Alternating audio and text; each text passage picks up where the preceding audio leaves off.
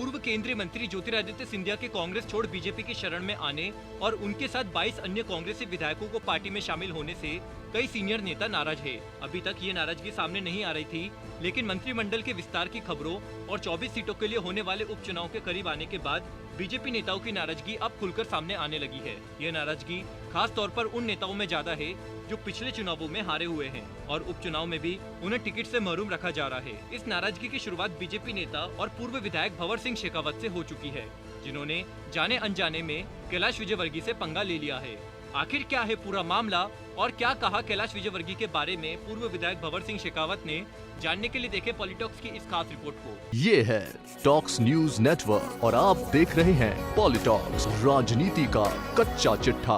बदनावर से पूर्व विधायक भंवर सिंह शेखावत ने बीजेपी के दिग्गज एवं वरिष्ठ नेता कैलाश विजयवर्गीय पर 2018 के एमपी विधानसभा में बीजेपी को हराने की साजिश रचने और बागियों को फंड मुहैया कराने का गंभीर आरोप जड़ा है। शेखावत ने ये भी कहा कि विजयवर्गीय अति महत्वाकांक्षी है और सीएम बनना चाहते हैं। शेखावत 2018 में बीजेपी के टिकट पर बदनावर से चुनाव हार गए थे। अपने आरोपों के प्रहार को शेखावत ने यही खत्म नहीं किया। पूर्व बीजेपी विधायक ने यह भी कहा कि बीजेपी महासचिव कैलाश अभी भी शिवराज सरकार को अस्थिर करने की कोशिश कर रहे हैं। शेखावत ने यह भी कहा कि 2018 के विधानसभा चुनाव में कैलाश ने मालवा क्षेत्र में बीजेपी के 10-12 बागियों को मैदान में उतारा था। उन लोगों ने बीजेपी के आधिकारिक वोटों में कटौती की थी। वरिष्ठ नेता ने बागियों को वित्तीय संरक्षण भी दिया था। आरोप काफी गंभीर है, लेकिन सत्ता और संगठन में कद को देखते हुए कैलाश विजयवर्गीय पर ये मौखिक बयान कोई खास असर नहीं डाल पाएंगे, ये निश्चित है। हालांकि शेखावत के आरोप लगाने और उसके पीछे छिपी उनकी नाराजगी की वजह जरूर है।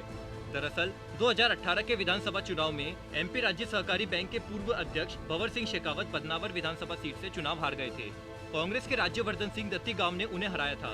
राज्यवर्धन दत्तीगांव अब ज्योतिरादित्य सिंधिया के साथ बीजेपी में शामिल हो गए हैं। उपचुनाव में पार्टी ने घोषणा कर दिया है कि बदनावर से दत्तीगांव भी बीजेपी के उम्मीदवार होंगे, जबकि इस सीट पर शेखावत की नजर थी। इसके बाद से शेखावत नाराज हो गए हैं। दत्तीगांव के लिए मौखिक घोषणा के बाद शेखावत के लिए ये भी अफवाह उड़ी थी कि शेखावत के कहने पर ही 500 से अधिक बीजेपी कार्यकर्ता कांग्रेस में शामिल हुए हैं। इसके बाद पार्टी ने सख्त होते हुए उपचुनाव के दौरान किसी भी नेता को पार्टी विरोधी गतिविधियों में संलिप्त होने पर सख्त कार्रवाई की चेतावनी दी है। इस बात को ज्यादा समय भी नहीं हुआ और शेखावत ने खुलेआम जंग का ऐलान कर दिया, वो भी ऐसे कद्दावर नेता के खिलाफ जो खुद पश्चिम बंगाल में पार्टी की नैया को पार कराने में जी जान एक कर रहा है। विजयवर्गीय की मेहनत का ये कमाल है कि पार्टी को लोकसभा में 18 सीटें जीतने में कामयाबी मिल पाई।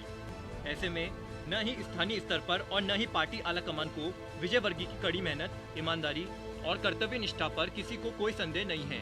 अब पार्टी इस सियासी बयानबाजी पर सख्ती दिखा सकती है, जिसके तहत शेखावत पर कार्रवाई भी हो सकती है। उन्हें पार्टी से बाहर का रास्ता भी दिखाया जा सकता है। इस मामले में बीजेपी के एमपी अध्यक्ष वीडी शर्मा ने कहा है कि पार्टी इस संबंध में भंवर सिंह शेखावत के साथ चर्चा करेगी और जरूरी हुई तो कार्रवाई भी करेगी। मीडिया से बात करते हुए वीडी शर्मा ने कहा कि हमने इस मुद्दे पर चर्चा करने के लिए शेखावत को भोपाल पहुंचने के लिए कहा है। हम आम सहमति बनाने की कोशिश करेंगे। यदि आवश्यक हुआ तो असंतुष्टों के खिलाफ कार्रवाई भी करेंगे।